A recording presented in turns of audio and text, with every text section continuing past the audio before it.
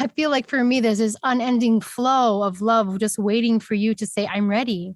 I'm ready. And it still pours through, but like sometimes we're just so unaware of that love pouring through us.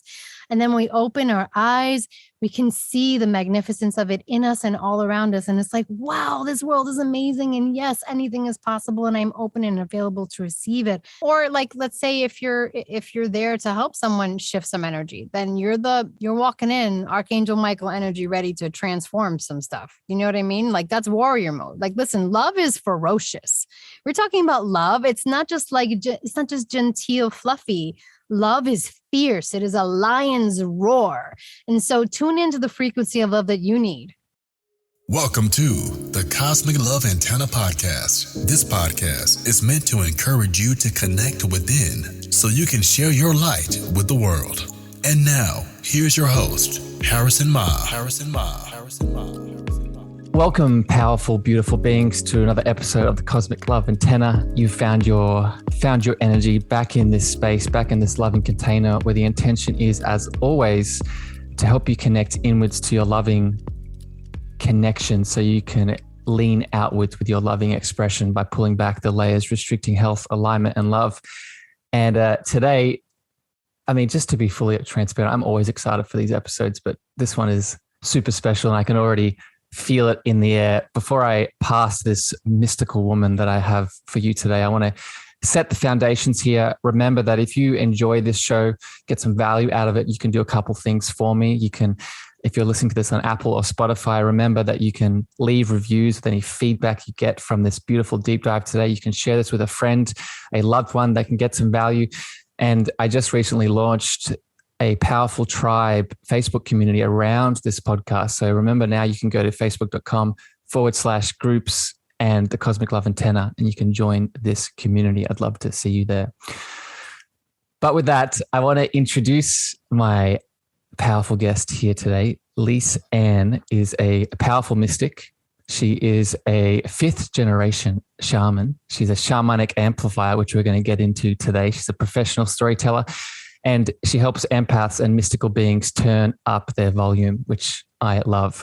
We're going to get into what it means to be a shamanic amplifier today. We're going to talk about clair senses, spiritual senses, light language, guides, and their role, opening up to your beautiful gifts, and so much more. Lisann, welcome to the Cosmic Love Antenna. Thank you for having me. I'm so excited to be here.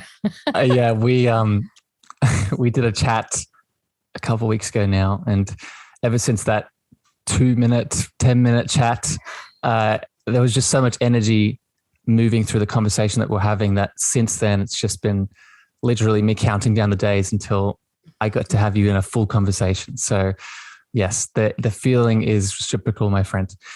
Where I want to start, I have so many things I want to talk about, but I want to contain myself for a moment, and I want to give you a bit of opportunity now to explain a little bit about who you are, a little bit of your story. And where I love to begin these things is there's usually a pain teacher that has directed us, usually a couple, but usually there's 1 or 2 pain teachers that has directed us to the work that we do currently.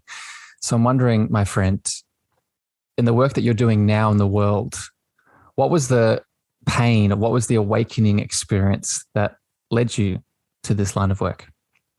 The pain experience. It feels like there was one experience that was full of awe that led to me understanding the pain I wasn't aware of at the time. Mm-hmm. So the pain experience was a relationship, a deeply entwined relationship I had with fear of myself, of my gifts, my talents, of my lineage. And the awakening part, I'm so sorry, it is 90 degrees here and I feel it. There's no AC, like so hot. I think both of us together definitely doesn't help the energy. No, it doesn't. So it's so good. All good. It's all good. And so I think for this particular experience, I grew up with this in my family. We just called it Saturday, right? It was just part of like psychic development and divination and just all this energy work, laying on of the hands is what we called it. It was just part of the norm. And for a long time, no one spoke of it. it was definitely not related to growing up in Catholicism in any way. And I didn't really notice that there was a separation of some sorts and also a crossover. And other Lisann, than the just a question with that. You grew up in the US or in Puerto Rico? I grew up in the mainland of New York and also back and forth to the island of Puerto Rico, which is the Commonwealth of the States. Yeah. And so I was very connected, grew very connected to my roots. And I'd always say in Spanish, la tierra me llama, which means like the land would call me. And I used to say this all the time, thinking everyone understood it. No, not everyone understood what I meant. I was like, the land is calling me. I have to go back, you know? I didn't even understand it for a long time. Puerto Rico was calling you or the US was calling you? Puerto Rico? No, Puerto Rico. Yeah. Puerto Rico would call me. The ocean would call me. The soil itself would call me. I was unaware the way that I looked at the world was just part of my spiritual path. And so for many years, I blocked it until I came face to face with my fear and had to do that shadow work so I could shed light where light needed to be shed and let fear know that its journey was complete. I thanked it for its years of service and I decided to alchemize it and let it go. You're just so casual. You're so casual in this adventure that you went on. I think a lot of people listening, they can relate to this. I know because I've spoken to a lot of the beautiful family that tunes into this show week to week. And I just want to, so a couple things. One, I want to say that grace that you emit, it's through work a lot of the time. You talked about the shadow work, right? Those layers that are restricting the light from coming through. Mm-hmm. Behind that is the grace, right? Behind that is the love. Behind that is the divinity. I think you calling a certain place in the world, calling you home. I think and I want to maybe get your opinion on this. I think we often overlook the fact that the earth is a soul, much like we are, right? The earth is a soul with energetic centers and parts of its energetic being, much like we are. So when you say something like that, when you view it through that lens, to me, it's just like, oh, of course, it's kind of like a soul contract or a soulmate, but now it's not with a person, it's with the land itself. Does that resonate, my friend? It does completely. I just think I didn't have the language for that for many years. It was just like, oh yeah, that's my normal. And people are like, what the hell do you mean? The land is calling. But yeah, everything for me, I don't know. I think I see the life in all things. You know, I'm the one that stops mid-conversation and is like, a butterfly. Oh my God. And I'm just like enjoying all the little bits of the world that we sometimes ignore. And I wasn't always like that, by the way. I wasn't always like that. I think I'm trying to imagine. So thank you for sharing that, Lisann. I'm very much the same. I find it very hard. I spend a lot of time in my home doing a lot of work.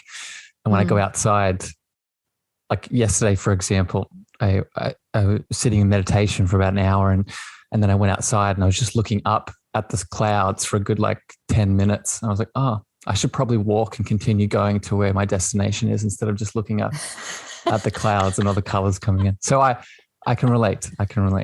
Yeah. I want to dive in now because I can't help myself. I want to dive into the beautiful work that you do in the world. And I think that foundation is necessary because while our past doesn't define us, I think it does create a beautiful container of who you are, the soul's journey that you've taken. And I want to dive into now the work that you do. And I think the best place to start is by maybe explaining what a shamanic amplifier is. And let's go from there. Well, I call myself that because I feel like my gift is to help others turn up the volume in their lives by finding peace and clarity within themselves, helping them activate their own gifts. And since I've been there, I know what it's like to hide one's light, be afraid of one's light, know that there's more, but not know how to access it. I feel like I stepped into the role I wish I had sooner. If that makes sense. Yeah. for listeners just tuning in, Lisann had a very confused look on her face. So yes, I feel it. Yes. So the way that I do that is, like I mentioned earlier, my Saturdays, I grew up with a lot of training I wasn't really aware was training. And then when I answered the call to be a shaman, which is a very spiritual experience and an actual call that came, it's like all the puzzle pieces came together and I was able to allow myself to learn and to access and the downloads on what energy clearings look like. Yeah. What does it mean for people? Like get the definitions behind things that kind of came naturally and how to dissect them so that way they can be palatable for those who maybe are just like sort of in the middle space where I'd been for so many years. Akashic readings, again, it's all just helping other people tap into what they already have, whatever they already have access to. It's like you have the key. I'm just showing you where the door is. Yeah. This is the door. Go, take the key. Go. You're the plant medicine. You're the oh, thank you. you're the beautiful plant medicine. Yeah, I thank you. You're welcome. You're welcome. And so much in here. So I want to another question that's bubbling. Another question that's bubbling up, Lisann. I want to keep hearing more about the amplification, but just a super quick question because it's bubbling up. You being a 5th generation shaman, you've spoken about your upbringing a couple of times here now, and what was this beautiful mystical normal reality that was you were nurtured through. Your mum, your grandma, your dad, your grandfather. Which side was the shamanic sort of lineage? It's on my mom's line, my mom's side. Yep. So my maternal grandfather. So my mom practiced energy healing, but no one called themselves shaman. That was not, there were no labels. Yeah. So just was. Yeah. So it just is. And my mom, she would practice energy healing with the hands, just laying on the hands. And then my grandfather was her dad, Papito, who also helped raise me and my sister. He was like just full blown, all the clairs all the time. You know what I mean? So like he learned from his grandmother, who they called La Irlandesa, which meant to be the Irish one in Puerto Rico because she had Irish roots. And she worked with plants. She specifically worked with plants and helped to find the medicinal properties, and people came from all over the island for her. Her daughter, by chance, was a flamenco dancer and she divined a lot, but she was very active in the church. So again, it was all like super shh, but like, this is just kind of who they were. So when I got the call to be a shaman, which was like, I was in the state between sleep and wake. And I heard and I saw, a shaman appeared and said, are you ready to accept the role in your life to be a shaman? Are you ready to accept this? And I was just like, yes, like if it was the air I breathed. And then I shot up in bed going, what the heck did I say yes to? What does that mean? Oh my God. And it wasn't until I learned the word for the Taino, the indigenous Puerto Rican, the indigenous to the island of Puerto Rico called Tainos. And their shamans were called Boitiu. And when I heard Boitiu, it's like I went into full body shivers and I started crying and I was like, yeah. And even now I was like, yes. That is it. This is it. This is what it, okay. I understand it now. And it was quite beautiful because I mean, so many years I would look into the Boitiu Taino. I got close to meeting an author of a book I'd read a while ago. 10 years ago, I'm talking, where I was interested in plant medicine. I didn't know why. And then I just kept saying no to it, but finally when I answered the call, I got it. I understood when my blood was like being called by the island because it was just a part of me. Can feel it, my friends. And I'm so happy I asked that question. So a couple of things. One, that hypnagogic state that you just talked about with the dream, like in between the waking and the dream state. I want to expand on that just for people listening. That's not, again, this is going to be a theme going forward in this episode. That's not a Lisann thing. That is, I've noticed that state specifically is why I do a lot of work. I'm not sure about what you do with dreams, my friend, but I do a lot of work with lucid dreaming and dreaming in general. And it can really be the opportunity. People really need to start taking their dream states a lot seriously as a spiritual practice, because that is often where we spend so much time in this health world looking at, the metrics of deep sleep and how long it took us to fall asleep and all these things that matter. But we don't talk about these aspects of sleep. We don't talk about these ancestors visiting us in the sleep state. We don't talk about our activation and our spiritual wonderland in our dream journeys. And so if you're listening and that inspired you, use this episode to step into that dream ability, because it's definitely not a Lisann thing. No, we all can do it. Yeah. Yes. Speaking of being the container, my friend, let's go deeper now into the shamanic amplification. You gave a example of why and what you're doing. I want to give some examples here of why this is important. Can you explain a little bit about, I know you work with empaths and empathic people. Mm-hmm. What do you unleash specifically? So when someone comes to see you as the powerful shamanic amplifier that you are, what opens in them? So obviously their power, but let's get specific here for people tuning in. What does it look like? It's funny because it looks like something super practical that we probably see every day. And so in my experience, what it looks like is an old story, an old program of either lack,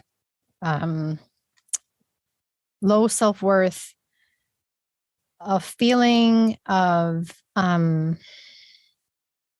there's not enoughness or too muchness, especially when it comes to feeling everything, the sensitivity being a crutch instead of a superpower. And so giving really practical examples, when someone tells me what their experience, let's say specifically with empathy, is like, I can help them break it down and say, okay, that sounds like there's a couple of clairsenses in here that you've tapped into. And they're like, what? This is a thing? I didn't make this up. And I'm like, no, you didn't make it up. No, you choose. Do you want to develop it further? And it's not a one-way street, empathy. And I think there's also that a lot of old paradigms of like sensitivity is weak and therefore I must shut down weakness. And it's like, well, actually, no, your sensitivity gives you a heightened sense of understanding of how this world works and how you operate within it. And it's not a way that for you to be a sponge, rather you can be a beacon that shines outward as well. Empathy is just a beautiful form of knowing. You can accept it or not. And the people that come to me are usually ready to accept it as long as they have someone to walk with them on that journey. I feel a big part of it is balance too, right? With that empath sort of tuning in, I think. Yeah. I mean, I think it's, the thing that a lot of people are, I find, don't realize that it's simple and complicated. So getting grounded. So practicing mindfulness for me is part of how I operate in all areas of my clairs. And then also tuning in, having that wisdom, allowing yourself to have that discernment when it comes to emotion, yours or someone else's. And in the practice of alchemy, meaning transforming one state to another, it's not about dismissing feelings or emotion. It's about owning your own feelings and riding that wave until you've learned what you needed or gotten what you've needed from that and move forward through that. And that's where the alchemy takes place. But if you're carrying someone else's emotions, knowing what to let go and learning how to do that and tapping into that space. And so again, it's so funny because you think it's like, this is the mystical. And so there's like, it's all beyond being. It's like, it is you. No. Yes. It is you. Like, and that image of riding the wave, that's what allows you to ride the wave. So, okay, so much. So two things. One, not only is it is the emotion, the sensitivities that come up, part of us. I think a lot of us either are suppressing it, like you said, but I'm very happy that you said too much. A lot of us are on the other end of that scale, right? Where we're letting the emotional surge define what we are in its entirety. But that's not what you said in terms of riding the wave. A wave doesn't just keep going. A wave ultimately has a end point. And for people, just using this analogy a little bit further, there is training that is needed to ride that wave to its completion in the best kind of balance possible. That training, which you provide through the amplification, but ultimately comes from that mystical being that's inside of you, right? Maybe I'll explain it this way and get your thoughts on this. I shared this with you, my friend, when we first had a chat. I'm in a mystery school at the moment. So I'm in this work currently trying to, expand my gifts. And one of the teachings we're learning is these different energy bodies that we have, right? We have a physical energy body, we have a mental and emotional and a spiritual body. And we can learn to detach and see the emotional body when it's active, but then realize it's just one layer of the beautiful multidimensional being that we are. Does that resonate at all? It does. It does. I think that when we allow ourselves to see just how magnificent and powerful we are, and then to express gratitude for that magnificence, again, you open that door. Yep. And then from there, it's up to you. How far do you want to go? Do you want to be in a mystery school and learn all there is to learn and open up more doors within you and just keep going on that journey? Yeah. Or not? There's no wrong way. There's no one way. It's however you feel serves you. It's your way. Mm-hmm.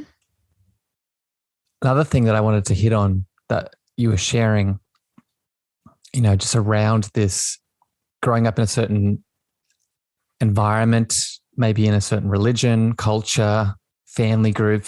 These are the things that influence the expression of our gifts that we feel that we deserve to step into. I also think a big part of it is trauma, and not just trauma in this lifetime. And I realize I'm probably opening a big door of things here, but trauma in regards to gifts. So clear gifts, let's get specific, from other lifetimes. An example that comes to mind is Atlantis or civilizations like that. What are your thoughts on, past life trauma inhibiting our ability to express our spiritual gifts? Like, do I cuss or not? Yes, cuss. It's totally effing real. It's totally effing real. So when I answered the call, I was very much torn, and I was still working through my experience, my relationship with fear. And so just so I can give some clarity to what I mean with that, for most of my life, when I bucked up against this side of me, the part of me that's connected to the divinity within me, that deep connection that has guided me my whole life, I was also terrified of it. And so when things would happen, let's say that caused me stress or worry, anxiety manifested in my body in a very physical way.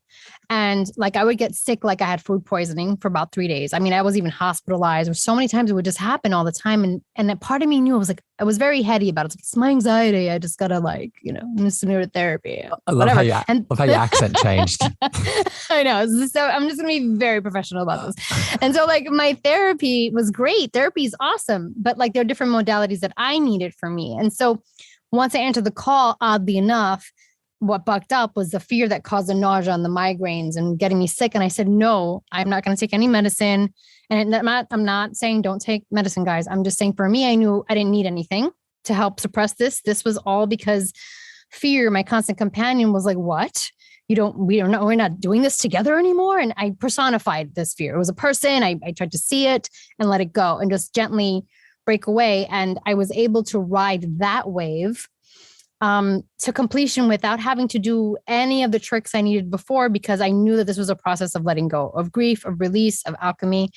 And throughout, that was just before I had a meeting with a shaman who'd helped me see the two lives that I was divided between right now. And so I'm an actor. Part of my professional storytelling is as an actor and author. And as an actor, the life that was pulling to me was I had a life as some type of king, right? And he had denied himself. And he also killed lots of people. He was not the best. He was not the greatest guy. And then the other side was also a shaman who her whole entire, I say it was she, but I never fully saw. I just feel that it was she. Yeah. Her whole entire tribe was burned in their homes. And then later she was drowned by, I'm going to say they were colonizers, but whoever came to the village. Do you know which life was first? Was the king and then the shaman? It was the king and then the shaman. Yeah, good. Yeah. I just asked that because in my experience, lives tend to balance each other out in terms of karma. Yes. Keep going. Yes. Yeah. It was the one where the thing is he denied himself. He denied himself his gifts and took up what he believed and knew was true for him, right? The call to reign. And then he took it out on everyone by just off with their heads, right? And then the shaman who wants to protect everyone, and then everyone dies. So the thing is, I was in this place in between, feeling like I had to choose one or the other. And the energy that was cleared for me was that it was a block, essentially telling me that I had to. And the shamanic life, that pain of loss, actually was with me for so many years, Harrison, that I would have nightmares that I'd have to rescue my family from a burning house. And I never knew why until I had the energy clearing. It was like your whole family was locked in their homes, these huts, and they were burned. And that was like, I wailed, I grieved, I let it go in such a like, and it, when you decide to work with a shaman, it starts the minute you make the appointment, not when you're on the call. It's energetically, it's happening. No, it's already, teams are aligned and things are moving. And so by the time I got there, I'd already had my 3 days with fear, met with him, did my grief and mourning, and then massive transformation in another cycle of awakening. Easy peasy.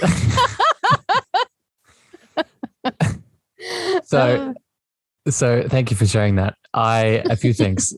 First of all, your king energy definitely makes sense. Just putting some dots together in terms of the way that you are as the beautiful being that you are. And the other side of this is, again, just for people listening, the reason I asked Lisann this is not only because I felt that she had a beautiful story to share, but also this is another layer that we can take, right? This is, I think a lot of people within their expansion, they don't go this far, right? They'll work with their inner child. They'll do their shadow aspects from this lifetime. Maybe they'll look at their mother line and their father line. But when it comes to past lives, I think it is trendy right now, but I still think there are a lot of people that are, asleep to the impact that it has on our current life expression. And I've heard this over and over, and I'm sure you have as well, exactly what you elucidated in your experience is the unlocking of gifts once we release, right? And and I want to maybe get your opinion on this. It works the same as if there was a childhood trauma in our current life. So many things to do, but a big theme that is consistent is the expression of the emotional resonance that's being suppressed, right? There's usually something, guilt, shame, anger, sadness, frustration, like fear, that's locked in the body, in this case, in a very genetic DNA sort of level. But once we can unleash that, using your words here now, then we can start to unlock the things that are behind it. Does that resonate, my friend? Yes, it does resonate because, outside of that example, there were so many other. So for me, when it comes to past lives, I'm always asking, the question I ask is, if we're going to do this, if you want to know, what's your why, right? Are we just wanting to see if we were like the Queen of Egypt and like, oh, so cool, like bragging rights, right? Or are you looking to find the lesson? Are you looking to see what is it that I need to I'm taking from that experience into this experience? How am I going to shine brighter in this life, knowing what I know from what I learned back then? And I say back then, but for me, it's all like happening simultaneously. And that's why we feel all these things like, and we're going to get super woo anyway. So like for me, it's like past, but time does not exist. And so it's malleable. And like, that's why these experiences are real. And as long as your intention is to learn and to grow, then I can dive into that experience. If it's for fun, there's so many meditations on YouTube that you can do and do a regression and just watch and just observe. And that's okay too. Yeah. That why I would copy and paste it to all of your spiritual practices, right? Past lives, dream work, Akashic records, connecting to all of it. That, just to give another example, that's how I've connected to guides. Guides want to be specific, right? They're not just, they are around us all the time in my experience, and they're always there. But in terms of the support that they give and the insight that they help us move through, it comes when we get specific with that why, right? Because they're not there to muck around. They're there to expand us into our love, right? So get specific with the thing that love can be directed towards. Mm-hmm. And then if you're afraid to get specific, then maybe seek out help to understand what the fear is blocking you from speaking your truth and understanding what it is that you actually want. Speaking of reaching out for help, you're in my mind, my friend. That's the next thing. That's the next thing I want to go back to here. I want to highlight from your perspective and people who listen to this podcast. I spend a lot of time on Clubhouse, and I have a club called Holding Space, and I promote the idea of holding a safe container for the growth and energy to flow. I want to get your thought now. And you've already talked about this to a degree, the power of walking someone home back to their light. Why is this so significant? Why is this such a powerful characteristic, element of this shamanic amplification? Why does this work so well for people trying to go back into themselves to remember their truth? I wish I could give you straight answers. I always want to dive into a story. I'm loving your stories thus far. So whatever direction you want to take, my friend. I feel like, so back to therapy. There's different types of therapy, right? There's just like talk therapy where you just talk and maybe someone doesn't speak to you. They just listen and you move on and you get that form of release, right? And then you move forward. Then there's the back and forth where you dissect information. There's all different types of modalities, right? Then there's just, let's say, talking to a friend. Same thing. You can just spit out all your stuff and dump it all, and great. Your friend is awesome for doing that for you in that moment. Or they can actively listen and make you feel heard and understood and use active listening tools. And then there's holding space. Holding space is an energetic dance for me. It's like I'm this straw. I'm a cool straw, this conduit, right? And we've decided to engage in a dance together. And so in as much as, let's say, as you allow me to engage with your space, either I'm standing on the perimeter. With some people, I do just stand on the periphery and allow them to do their work and hold the space.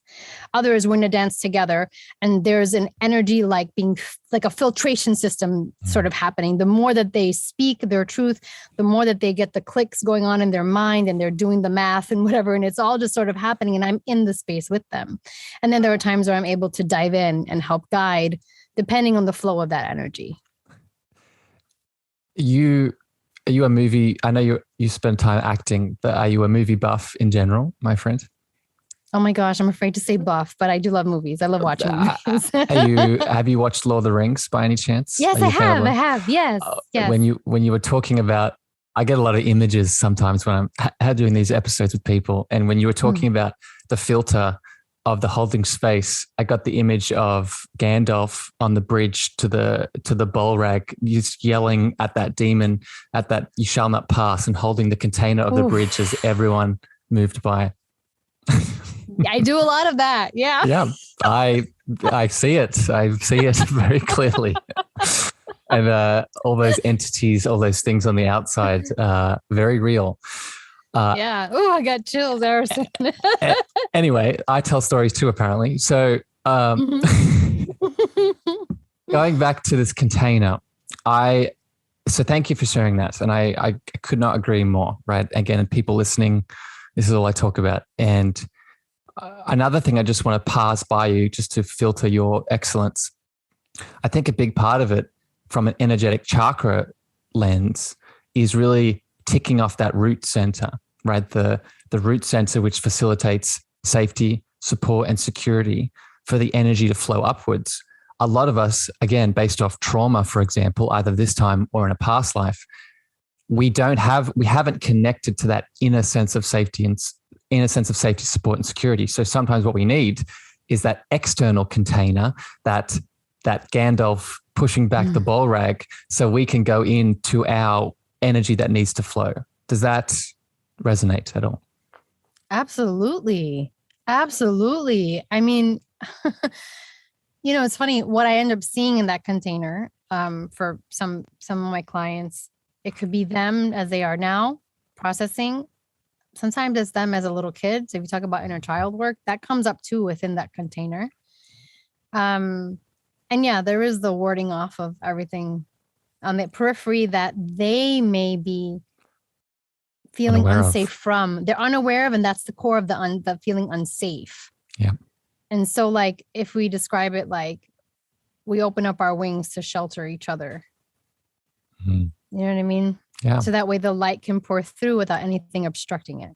Yeah. And it's a journey and it's a process. And Yeah, once we become aware of the thing that makes us feel unsafe, we're so much more empowered to use that alchemy within us to process that and to transmute it into something that serves our highest good.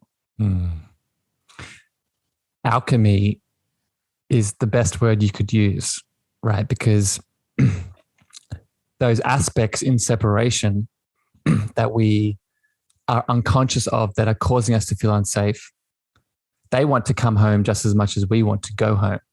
Yeah. Right. So it's not a find the scary thing in the closet and then kick it out of the house. It's find the scary thing in the closet, open our heart and welcome it home so we can be more. Yes. Right? Did you see Disney's Soul? I loved it. That was like the when I saw it, I remember being floored going, oh, they get it. Yeah.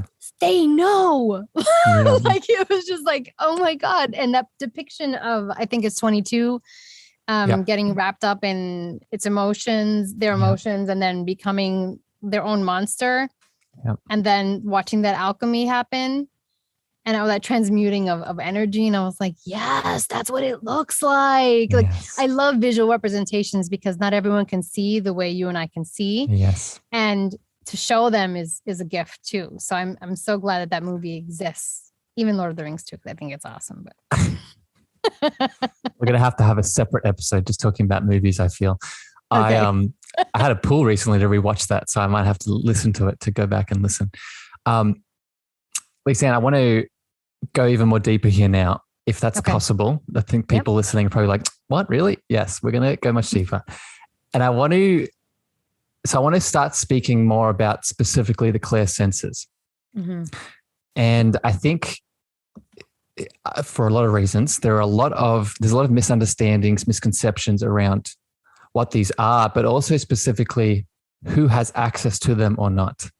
So I want to give my perspective on this, and then I want to see how you feel and what comes up for you. So without going into too many different categories, I would define the clear senses as the spiritual versions of our physical senses, right? So our seeing, our hearing, our touching, our tasting, there are spiritual versions of each of them. And I would classify that each of us has access to these senses. Some of us might come in based off our ancestral line with one more attuned than others, but they're all there waiting to be unlocked. So does this resonate? What are your perspectives on this? And what do you want to add? Completely. That's exactly how I would describe them, the spiritual version of our senses. And I think that what I find is that when people describe theirs without knowing they're describing their clairs, I'm happy to tell them, okay, if we want to look for definitions, we're talking about this, and this right now. These right now are your dominant clairs. And then the other ones you can develop or not. And so like for me, my clairsense of smell and taste are my least dominant clairs, but they're there. Like they surprise me, but they're there. Can you explain them? What does that? So, because a lot of people listening to this I can feel them. They're still so new to. So what does a clear taste or a clear? What is that? How does that manifest in your reality? What comes up? So I remember. So a friend of mine, she was telling me. I started talking about the clairs with her, and she goes, I talked about taste. And so for me, if something comes up in my mouth there's no physical reason for it to be there, it's connected to a memory or an experience to allow me to tune into that. So whatever that is. So let's say I'm walking by a beach, all of a sudden I start tasting like, I don't know, chocolate chip cookies. And that reminds me of the time that this happened. And maybe I should call a friend of mine. And then it just trickles into its guidance, right? It's like a download. It's a download. Yeah. And so my friend was like, oh, I thought I was just always craving really weird things. I was like, well, you might be, but it's about tuning in and getting really grounded. Just ask the question. So many people are afraid to ask the question of themselves. Right. I'm like, just ask, see what it is. And so same thing with my clair, that's salient. That's salience, gustance. Yeah. Gustance is a clair taste, clair sense of taste, and then clair salience is clair's sense of smell. And so that happens a lot. Like if I smell cigars, it's my uncle, like it'll connect to a memory, something, a message, a download. Yeah. I'm going backwards in the clairs now. And so there's all good. The most people talk a lot about clairvoyance, which is clear seeing. And oddly, I've heard not a lot of people have that. Like theories right? on that one. I think that people see and maybe they don't want to see. Well, so yeah, I think it's that. I also think there's a lot of collective trauma with that specific sense. I think I think whether it's through witch trials, whether it's through Atlantis, whether it's through other, societies in which we all were living together, I think that sense in particular, there's a lot of collective trauma that is waiting to be unlocked, that is stopping people from stepping into it unconsciously. So anyway, I keep going. You were flowing. Anything else you want to add on that? Yeah. Oh, on clairvoyance. No, I love it because I love seeing, and it's different levels. It's all levels. It just depends on how strong you've developed your clair. Then there's clairaudience, clear hearing. And my grandfather used to always say, "Me lo dicen en el oído." They tell me in my ear. So his was a very strong clairaudience. But for a long time, I don't know who they were or who was talking to him. I found out later. So we've touched on 4 clairs. The other one's clair cognizance. So clair knowing. That's a very powerful clair. I find that people get very frustrated also with that clair because they'd rather see or hear. They want some other tangible evidence. There's clair feeling. Empathy. And Clair empathy. Right? Yeah. And so people dissect that in different ways. I can see that. I've done like a little diorama of like, okay, so there's clair sentience, which is clear feeling. But that's also clair empathy, which is also a type of clear feeling. Yes. And there's clair tangency, which is also another type of clear feeling. But for me, they all work in tandem on some level. So I can feel someone's feeling it next to me, right? And I just call that my clair sentience, right? But then when I feel their emotions, whether they're here or in another country, that I feel like that's my clair empathy. If I'm in a room full of antiques and I pick something up and I get a download on who belonged to or what that was about, or I just get overwhelmed with energy around me, that's like clair tangency, right? The more objects that hold energy, the more that clair ticks up, and different people can respond in different ways to that. But those 3, the clair tangency, clair sentience, and clair empathy, for me are all part of being an empath. Beautiful breakdown, my mystical friend. And that I think I've never heard anyone explain it so succinctly before. And I think so. A few things. One, for people listening, I would go back and listen to my episode I did on the difference between, and this is so important when we're connecting into these clear senses in my experience, learning to distinguish between thinking, feeling, sensing, and intuiting, right? We tend to forget. We've grown up in a collective where we only focus in on the thinking paradigm in which we process information. But we forget, as you were just beautifully highlighting through all these different senses, that we express information in other ways, right? The easiest one to understand is the downloading, is the intuiting. And that's going to be totally different, a different experience in your being than processing thoughts through the thinking mind. And the reason I say this is if we're only thinking about these senses, then we're going to push them away, right? Because what happens in that thinking, all those belief systems, right? All of that collective trauma, all of those I'm not enoughness or I'm too muchness comes in. So just to add on to this beautiful breakdown, as you're tuning into these gifts, make sure you learn to distinguish between when the thinking mind is active and when other parts of you are active. Can you relate to this at all? Yeah. Especially when, so I meditate a couple times a day in different ways, but when I'm doing the typical sit down one, relaxing my mind, relaxing my body are really important. So that way I can become that clear channel to receive. Because I'm cluttered with thoughts, ideas, other programs are running. Yep. Yeah. Close all the other windows and let's just keep this one channel going, you know? Another beautiful image popped into my head of the desktop with the 500 tabs open. It's more just closing all them down so the divine light can express through you, right? Yeah. Going back to something else you said that needs to be stated is asking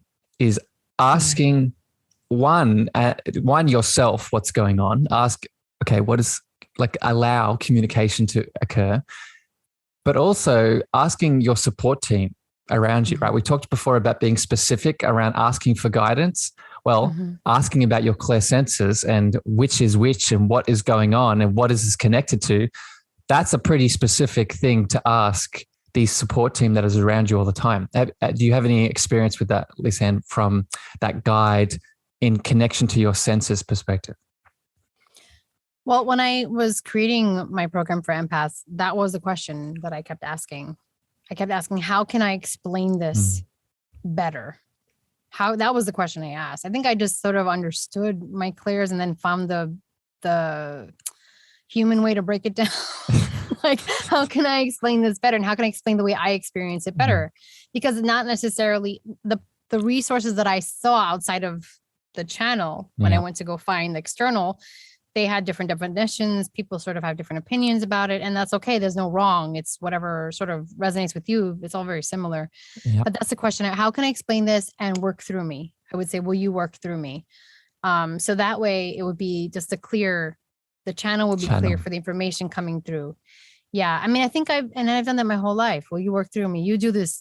I'm here. My hands are on the keyboard. Go. Like, I'm ready. Like, so, I sort of practice that way a lot, and getting clear though on the vision you have for your life, and then asking questions about that and being ready to receive. It's also connected, because if you find yourself challenged and asking for what you want, just on the human level, in terms of asking for help or discerning, do I want water? Do I want a glass of coffee? Like, what do I want? Right. It begins very small. It begins there. Yeah. How can I express it just in my daily life? So that way, when I'm in this space, this divine space within, I don't have to be afraid to ask. I think there's this old paradigm of like, no, you shouldn't ask. Yeah, across so many different religious texts and other types of constructs, there is this ask and you'll receive. Like, there's this, I feel like for me, there's this unending flow of love just waiting for you to say, I'm ready. And it still pours through, but like sometimes we're just so unaware of that love pouring through us. And then when we open our eyes, we can see the magnificence of it in us and all around us. And it's like, wow, this world is amazing. And yes, anything is possible. And I'm open and available to receive it. I am open and available to receive it. I am open. I am available to receive it. And I think getting to that place where you can ask, you're going to start seeing how fast you receive. We could end the podcast just there, my friend. But we're not, because I just want to keep this love train flowing. I mean, I just lost all train of thought. I was just tuning into that frequency of love that you were bringing down. And what I was going to add to this is actually where I want to go next here. And we spoke about the clear senses, but I would actually say there is a fundamental sense and ability that resides below them. And it connects to what you were just talking about. And it's that ability to channel. Mm-hmm. And I think channeling has a lot of misconceptions in the spiritual world. Even if you're not in the spiritual world, I think if you're listening to this episode, you hear that word, some ideas start popping into your head. If you've watched a lot of Hollywood films, maybe it's a lot of your eyes roll back into the back of your head and you get, you start channeling certain people, certain things, and mediumship is a very real thing that is a part of channeling. I would categorize it as. Mm-hmm. However, channeling is not, that's a characteristic of channeling in my experience. Channeling is more of what we are to begin with. Channeling is actually what you were just describing, connecting to that love frequency and then channeling that frequency through our physical being into the reality that's around us. So I'm sharing a thought here mostly, but I'm wondering, how does this connect? How does this connect to our clear senses? How does channeling our frequency of love, like you were just talking about, how does it help us step into more of our power, right? All the things that we've been talking about today. Where do you think there is an intersection here? For me, it feels like different forms of language, different forms to communicate with us on different, multiple levels. Mm-hmm. Sometimes so much more can be said with a glance than with words. Sometimes so much more can be said by holding someone's hand than by even looking at them. And so when we are allowing ourselves to be this conduit, right, this channel of divine love, how the information comes pouring through, whether it's a feeling, a thought that formed as an image or a word or a sound, maybe a taste, maybe a smell. These are all different ways to communicate with us so we can feel the message at multiple levels of our being, to remind us that we're far more than like this sort of, I keep thinking of like analog, like this sort of, I guess, 3D version. We're so much more. There are so many more dimensions. And so for me, I think this is just another form of communication, not just in terms of how we can communicate outward, but how we receive. And if you're talking about, see, that's why I don't call myself like a medium or anything, because that's not my forte is not in that component. It's more of an open, more open than that. That's part of it, but that's not my thing per se. And it's a branch. I see a tree. Speaking of another sort of image, I see a beautiful tree, right? The tree itself is the channel that we are, and mediumship is one of the branches that we can tap into, but it's not the whole thing, right? No, it's not. And so when you're talking about like how people have these perceptions or it's colored. I mean, I was people. I used to be one of those people, like, you know what I mean? I was like, oh no, how do you know who you're talking to? And no one would give me an answer for a really long time. I was like, how do you know because I was terrified. Well, I don't want anyone walking through this, straw. Like, how do I protect myself? What do I do? And it took me a journey to realize like, oh, you're always protected and you are always in control and you get to say no.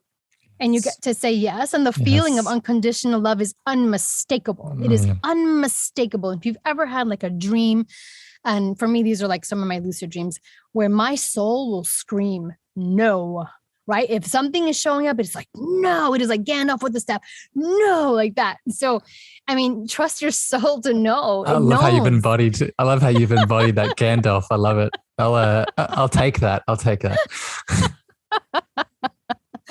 But yeah, I think it's just forms of how we can best communicate even further than the way we do with language now. We talked a little bit about this light language stuff before, I remember. We're going there next. Yeah, beautifully said. And I want people to see this more, right? Again, going back to me and my journey at the moment, part of the school that I'm in is really embodying this channel and describing this for people. And I think I can feel it. Listeners out there, they might be disconnected from the idea of mediumship or even light language, which we're going to get into in a second.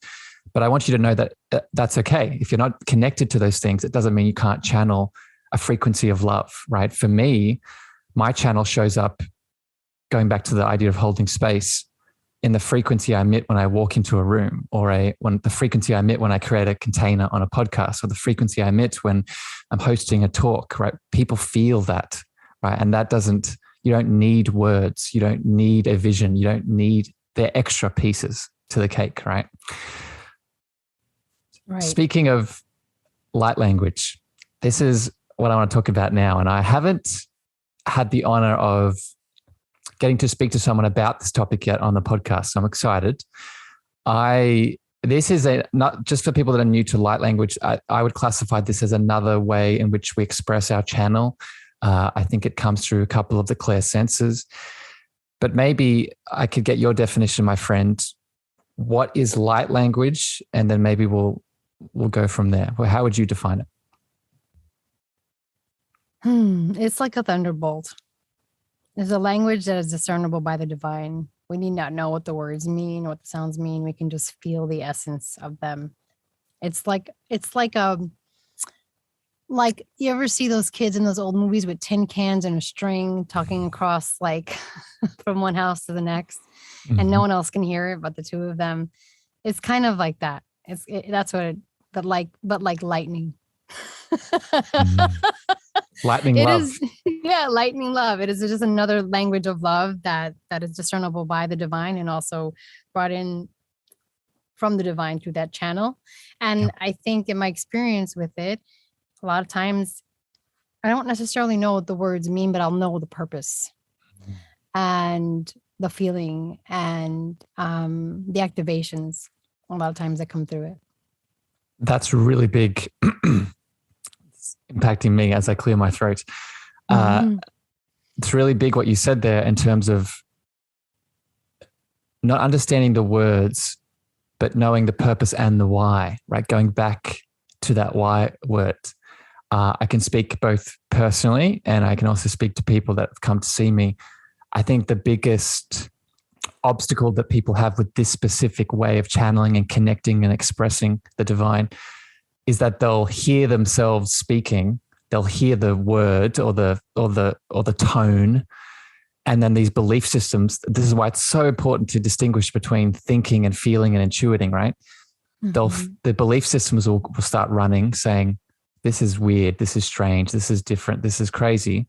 This is wrong." And then they'll block say it. This is wrong. Yeah. Yeah. I did that. I did that a couple of times early on. How do we move through that? How did you move through that challenge? I mean, I wasted a lot of time Googling. When I would hear like a discernible word, I'd be like, what does that mean? Whatever. And it served me a little in the beginning because the divine knows what the divine is doing. And so my rational mind needed to understand what was happening. And then it was getting a little out of hand. But I think the reason why, it's funny, when I came up, so one of the words, you may know it, I can't even tell you the definition now. Satanam in yoga, right? I don't think it's a yogic thing, but that phrase came out of my mouth. But I heard an old program in Spanish. It means the devil, most of those letters. And I go, oh my calling, what is going on? Oh my God, right? I was freaking out, shut this down, whatever. And divinity laughs like, you're funny. So I just like, it was about self-trust. It's about trusting the divine within me, right? Knowing that like I am already protected. And I feel like going back just for a minute, Harrison, if you'll permit me, if someone is early in their journey, then these are tools that help me early on. One, if you feel fear, you are protected, but fear is a door. Fear is a door that invites the energy of fear in. And so we open that door, we will experience that because that is an invitation, right? And so one way early on to allow yourself to be less afraid so you can experience the fullness of your gifts is to just set a rule, set a boundary. I only allow the highest forms of unconditional love in, right? And define it, be really specific. If you're encountering a guide, then just be really clear. Who do you serve?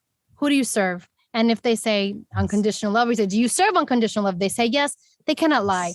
They serve unconditional love. You can continue the conversation. If they say silent or they say no, so you know what, guys, not uncomfortable, this talk, check you later. Shut it down. It's okay. Like, you don't have to continue. And so these are like, use your language to create the parameters of your experience. Again, just listening to the podcast right now, just revert back 30 seconds, listen to that piece one more time, right? Again, I think this is a big religious programming. Within this conversation, there's a lot of fear around something's going to come in and just control us and take us away. And as if we have no choice, as if we have no power in the situation. That is not what you just said. What you just said, you reminded us of the constant free will that we have and the constant power we always have inside of us to step back into, right? This is probably a whole other conversation around entities, but one thing to remember is that we need to look at the Hawkins scale of consciousness. I don't know if you are familiar with the Hawkins scale, but these lower vibrations of fear, guilt, and shame, and one way to sort of push up against them and make sure they leave is by raising your vibration, raising your frequency. What is a higher frequency? What is a higher vibration? Or love, openness, right? So not only stepping into your power, stepping into your free will, but stepping into your power and free will from a space of love, right? One way to make that entity, that fear, that scary thing move on is by changing your polarity, right? We don't live in a evil / there's not these two big entities in the clouds above us. We live in a universe of polarity, positive or negative. So if you're attracting negativity, change your polarity so you push it away. Does that's just what was coming up based on what you were saying. Does that resonate, my friend? Yes, that does resonate. I think that might be challenging information for someone to digest, right? We don't want to believe that. So if you want to talk about other phenomena, like walking into a house where you're like, something is off here. Well, you have the choice to walk out. Yes. You don't have to be there. But you also asking what's off in you to pick that up. Right. And so, or like, let's say if you're there to help someone shift some energy, then you're walking in Archangel Michael energy, ready to transform some stuff. You know what I mean? Like, that's warrior mode. Like, listen, love is ferocious. We're talking about love. It's not just genteel, fluffy. Love is fierce. It is a lion's roar. And so tune into the frequency of love that you need. You know what I mean? You can whisper, you can roar, whatever you want. You're making it very hard, my friend, to pick a soundbite for this episode to promote it. There's so many bits in here that I want to clip. So, Lisann, to say that I've thoroughly enjoyed this chat would be a ridiculous understatement. It's been a fun, energetic roller coaster, and I want to be mindful of your time and energy. And I have one more question I want to ask you, but before we get to that, I now want to sort of play with you a little bit, and I want to set the intention of, people have been tuning into this whole time, but I want to now show them even more sort of this amplification that you provide. And I spoke about this before we got on the call, and I had this experience when we had our pre-chat of you tapping into my energy and sort of the things that were moving through me. So I'd love to maybe throw it back to you now to step into this a bit and maybe show people listening through their clear senses, maybe as they're tapping in, what this looks like, right? What this looks like to maybe tap into me and what comes up around this. And I'm just going to jump in here, beautiful soul, before I pass it over to Lisann. This activation ended up being quite, as the name implies, activating for me. So if you are tuning into this episode and you're driving or you're doing something where you have to be mindful of your surroundings, I would encourage you, before you listen to this activation with me and Lisann, just to get comfortable, to maybe pull over and make sure you're in a safe environment to tune into the frequency of what's about to happen. Enjoy. Okay. So I'll just put the caveat that when we're doing this, you can step away from this experience and you don't have to participate at all, or you can, however, whatever feels good for you. Okay. Step in. So I'm going to take a deep breath in and release.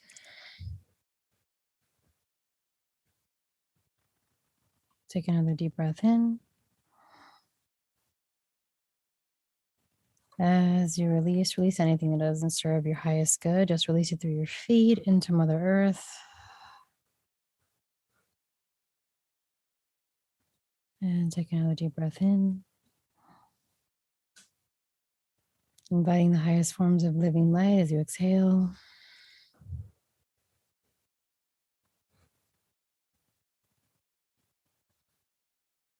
Feeling really grounded, knowing that you are safe in this space, that you're protected, that you're surrounded with living light. Tune into the frequency of what that looks like for you. What does that energy look like all around you and in you? Coming through you and beaming outside of you. just for people listening. A lot of light, a lot of light right now.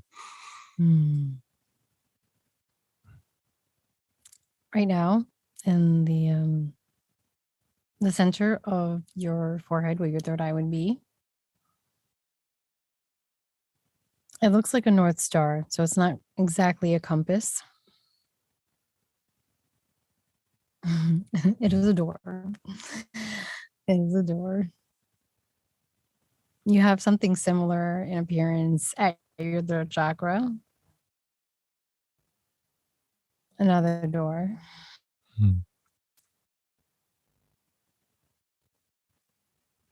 So if you feel called, you can use your hands to touch these spaces 3 times.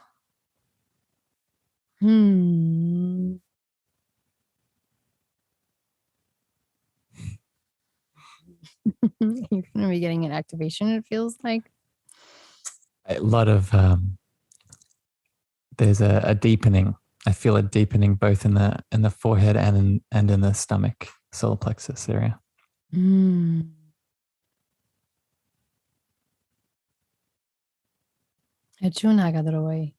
Atahani arai, arawai hayeta nuaye hana. Hana aru kunuaye, atanasheru kuhora hayetana. Horu akana heya shi utunuaye. Haru kutunuaye, ya shi ya tanuaye, ya noaye, ya noaya wa. Awaye, ya noaya wa, no. Eshunuaye. Will you wipe your forehead for me? And with the other hand, wipe your throat.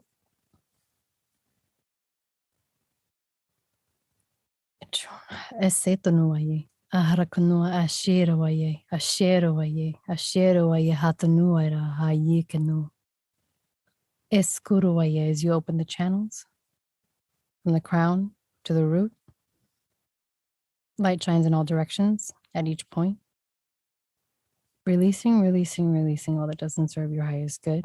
Opening up the door to receive more light, more love, more empathy and hope, more empathy and hope, more empathy and hope. Echuaye hatanuaye hakarondonuaye hasheruatana.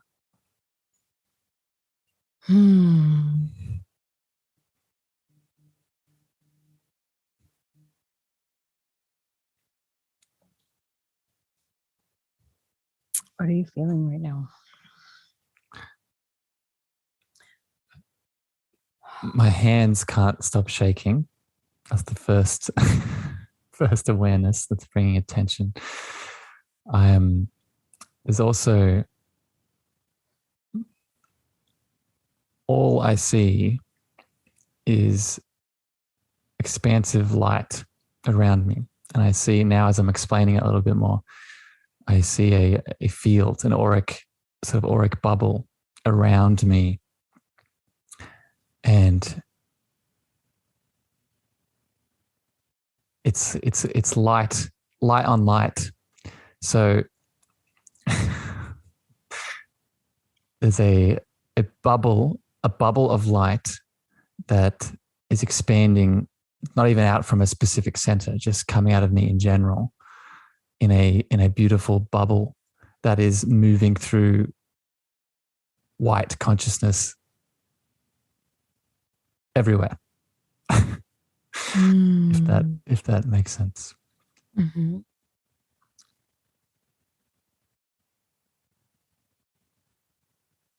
You have more than 7 rings of light within this bubble. The bubble we began with. We began with the bubble.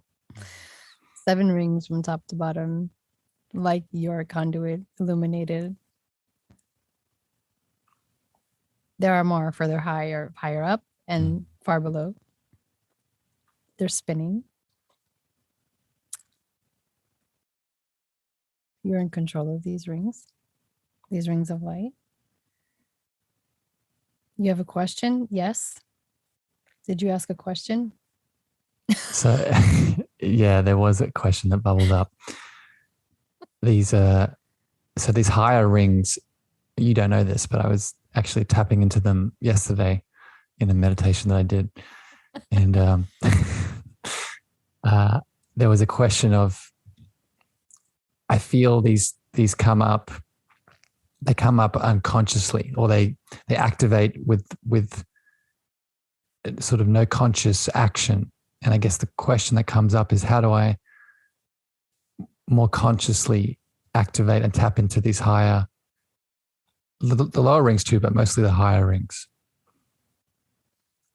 So as you were verbalizing the question, what I saw was a huge golden spear shoot through all the rings, coming from the highest, going right straight down, anchoring below. Does that bring up something for you? Well, it brings up exactly what I was doing yesterday. And so again, just to give more context here, I focused in on an activation yesterday where I was anchoring my higher spirit, my channel, into the soul of Mother Earth and my earth heart center and ring.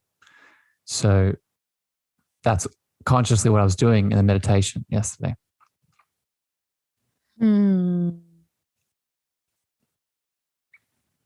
You've mentioned Atlantis a lot. So your connection with water in general, is it heightened? Is it different? I would say currently it's neutral. But definitely a pull, I would say. The invitation is to, when you're ready, to explore your connection to water further. There's a deepening of that anchor. And it doesn't have to be that you go to the ocean. You can just connect with water at any time, whatever is accessible to you. Mm-hmm. Recreate that experience of anchoring with the depths of water. Something about lightning again with you.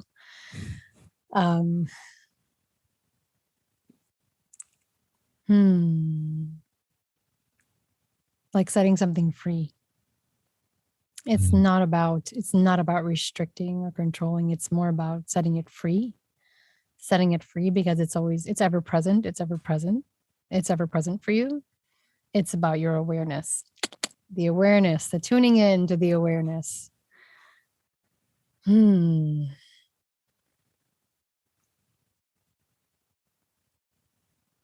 My gosh, so many mythical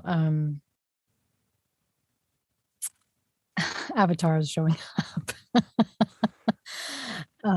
Interesting. So the answer is like, yes, the abilities of these mythical avatars are accessible. I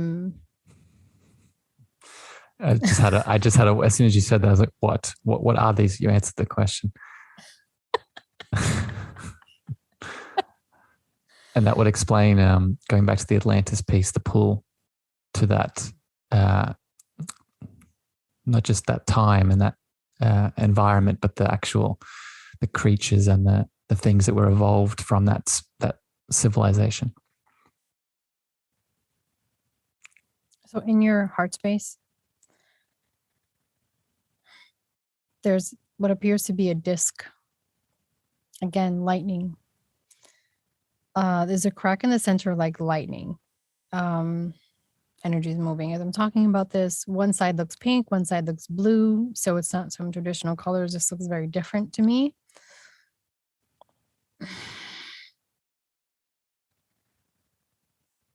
It looks very beautiful. It doesn't look like it's broken. It just looks like the power of union is what I'm hearing. The power of union. It almost looks like a medal you earned. I don't know if that brings up something for you. Well, again, I'm just getting a lot of past life, not even memories, just like pulls. As soon as you say that, I'm just getting like tingles and just pulls towards that when you explain it. And I think there's more there that I don't know. But as soon as you said that, that's what bubbled up.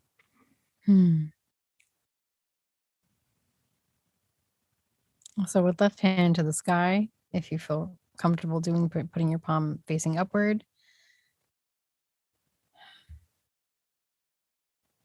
Keeping your right hand grounded. Opening up to receive.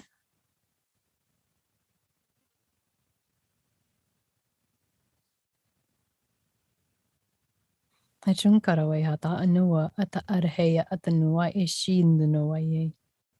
Harua ye harakana haye shiatanua ye ye handanoa. Handanoa harakonoa ye andoa ye ya. Sharua yeti.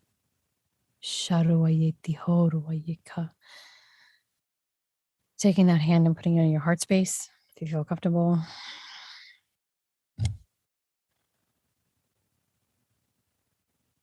Tapping 3 times. Achuaye. Achuaye. Achuaye. Hakun. Hakun. Hakun hatakunuwaye shiatanuwaye harakunuwaye tahai siatanuwaye. Etunuwaye shi harakunuwaye hambadanewaye to. Hakunuwaye shiata eruwaye. Eruwaye hakanuwaye shia. Hawaye shiatanuwaye. I'm hearing horns. I'm hearing the sound of a shell being blared. A call. A call.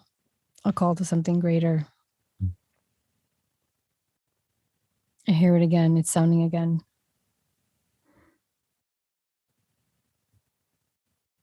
You're about to go on a magical trip, Harrison. I don't know. This is so beautiful. How are you feeling right now? I'm so grounded. I feel wrapped up in your love. I feel like so the image that's coming right into my head now, I feel like I'm in arms and I feel like someone's telling me a story. Like I'm in someone's arms and someone is just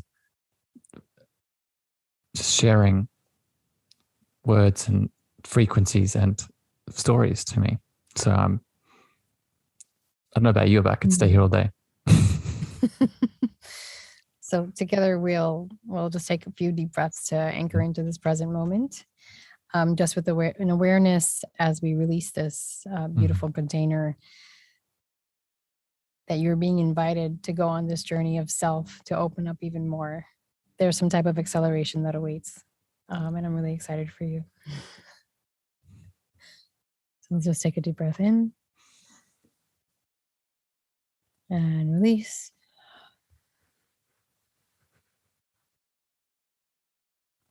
Take another deep breath in with gratitude. And release, allowing in more joy. And take another deep breath in, anchoring into this present moment as you release. And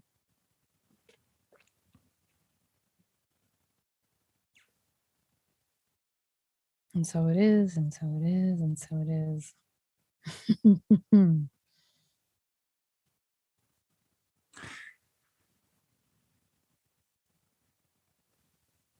So thank you, my beautiful mystical friend. I hope listeners were able to go on that journey with us, or you were able just to tap into the frequency, just to address what you asked at the end about my journey, my expansion. I'm at the point now where, and I'm very grateful for this. This is not me being not being prideful about this, but I keep hearing that. And I'm at the point now where I hear someone like you say it to me, and it just washes over me as like a loving affirmation of just all the work that I'm doing and steps I'm taking, talking to people like you. And so just gratitude. Thank you for sharing your gifts with me. And I need to integrate a bit of that. But okay. Thank you for sharing. Thank you for sharing. I want to now give you the opportunity, my mystical.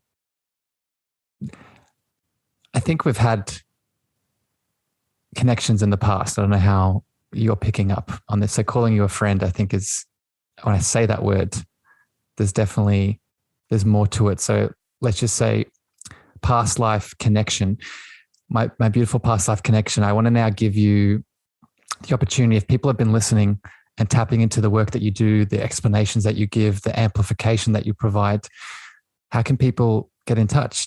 I know you do programs, you have courses. Where can people go? To work with me, you can just head over to lgvalentin.com. And there you can explore whether or not you want to work with me on a one-on-one. If you're interested in signing up for the next round of my Empowered Empath Masterclass. And all my links to social media will be on lgvalentin.com. But I encourage anyone who's seeking someone to walk alongside them with their journey, just to tune in to see what their heart tells them and what feels right for them. That compass is undeniable.